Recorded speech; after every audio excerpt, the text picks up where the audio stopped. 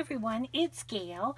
I am going to work on some watercolor paper today, and so I thought I'd just turn on my camera and do a little tutorial while I'm at it. This is not a technique that I came up with at all.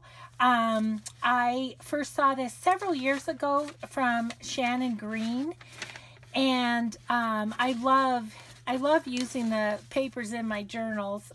They're somewhat crinkly like coffee dyed because they've been wet, and so I love that. And then I just love the colors. This little stack is a stack that I had been working on before last time I did it, which was a long time ago.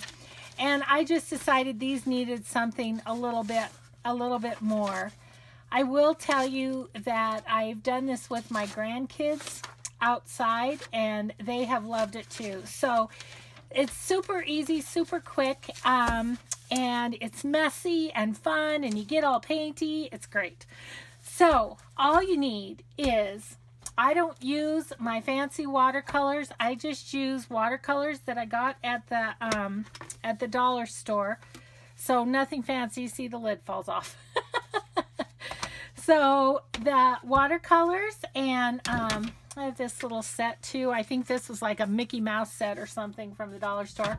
So nothing fancy, and you just need that and a spray bottle of water. Brushes, this is the brush I usually use for this, but I just got one of these from Shannon Green from her Etsy store, and so I thought I might give it a go too. So the way I set myself up is I just have my watercolors here at the top and my stack of papers that I'm going to work on, and then I kind of have over here a piece of paper that is sort of my brush off.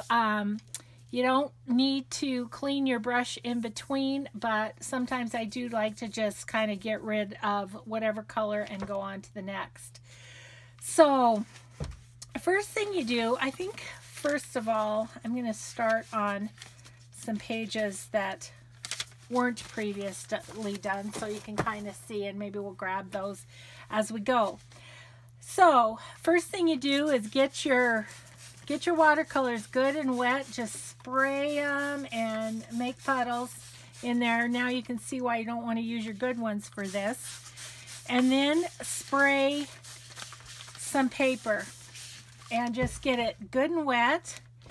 And then what you're going to do is just kind of go in and grab some color.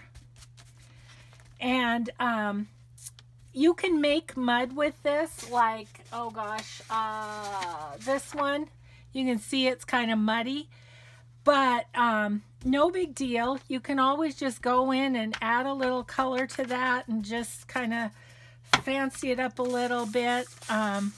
Add some water, just add some brightness to that with some red, and no big deal, no big deal at all. Maybe we want to use a little bit of yellow in some of those places and just maybe brighten that up a little bit. Anyhow, so don't worry about making mud. It's no big deal. So you just get all the colors on that you want to put on. Do a little red.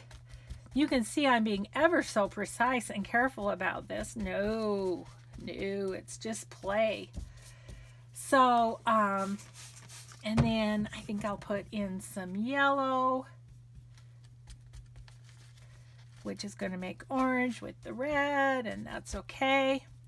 I just want to get this one down so I can just show you that. Then I'm going to take that and I'm just going to put it on my next page upside down, and see, then the color transfers to my next page. This one then gets real washed and watercolory.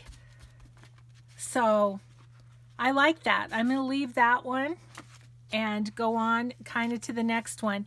It's nice, like I'm kind of confined here because of my my workspace isn't big where I'm working here. But if you have room, then you can just start putting all of your papers out and about to dry. So let's do, and I just keep squirting my watercolors because they do tend to you know, dry out as you're working and as the time goes by. See, I'm making mud right there, but when I spray this piece of paper and put it on top of it, it kind of clears up the mud a little bit. Yeah, that's good, although I'd like a little blue in it, I think.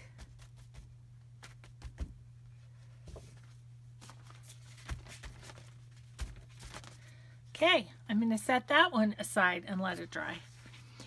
And then I'll just go back in. I love doing these Greg shorthand book pages, by the way, because they're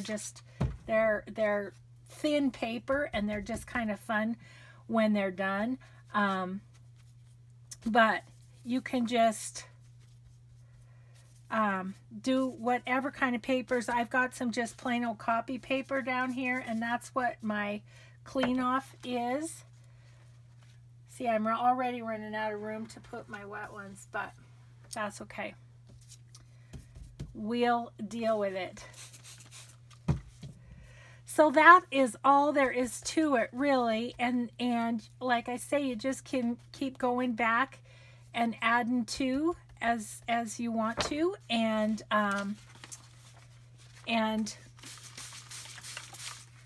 spray the paper. Just kind of blot up some of that wetness on this guy, and that's gonna be a fun one.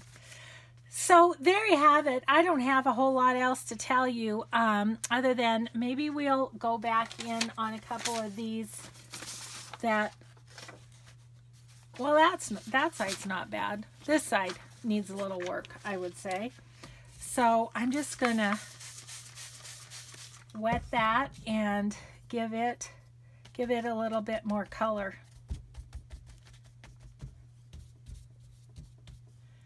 So yeah, so that's it.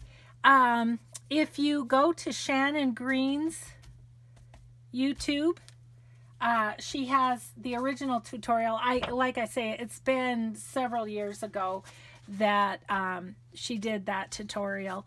So, but you can see the master do it. This is just Gail playing. So there we go. That has a lot more color to it, and when that dries, that'll be really pretty on both sides. So there you have it, guys. I hope you liked this tutorial. If you have any questions about it or anything, just leave your questions in the comments below.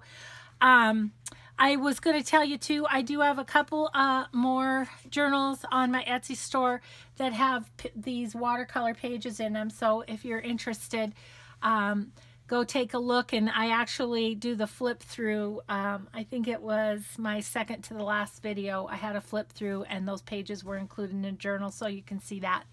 Thanks so much, everybody. Have an awesome day, and we'll see you next time. Bye-bye.